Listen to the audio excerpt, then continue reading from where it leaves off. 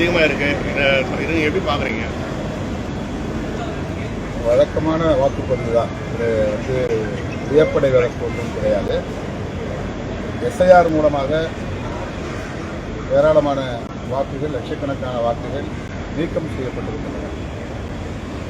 அந்த வாக்குகள் நீக்கம் செய்யப்படாமல் இருந்து இந்த வாக்குப்பதிவு நடந்திருந்தால் பழைய மாதிரியே வாக்குப்பதிவு நடந்திருக்கிறது என்றுதான் நாம் பேசியிருக்கோம்.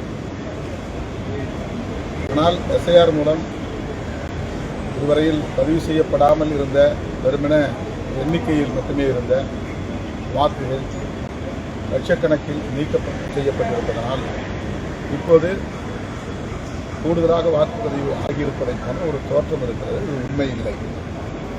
ஒவ்வொரு தேர்தலுக்கும் 5 ஆண்டுகளுக்கு பிறகு புதிய வாக்காளர்கள் 20 to 25 லட்சம் பேர் இணைவார்கள். அந்த எண்ணிக்கையில் கூடுதலாக சேருவார்கள். அதுபோல் இந்த தேர்தலிலும் 20 to 25 லட்சம் பேர் புதிய வாக்காளர்கள் தேர்ந்தெடுக்கிறார்கள். அவ்வளவுதான். இந்த தேர்தலில் மீண்டும் திமுக ஆட்சிதான் அமையும்.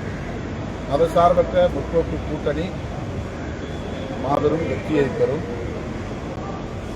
களத்தில் நேரடியாக மக்களை சந்தித்த அனுபவத்திலிருந்து இதை நாங்கள் உணர்கிறோம். இதுக்கு முன்னதாக நீங்கள் ஒரு காணொலியில் சொல்லியிருந்தீங்க, வருகின்ற சட்டமன்ற தேர்தல் வந்து ரொம்ப ஒரு முக்கியமான தேர்தல், எப்பவும் உள்ள தேர்தல் மாதிரி கிடையாது, தொங்கு சட்டமன்றம் அமைந்திருக்குள்ள வாய்ப்பு இருக்குன்னு நீங்களே தெரிவிச்சிருந்தீங்க.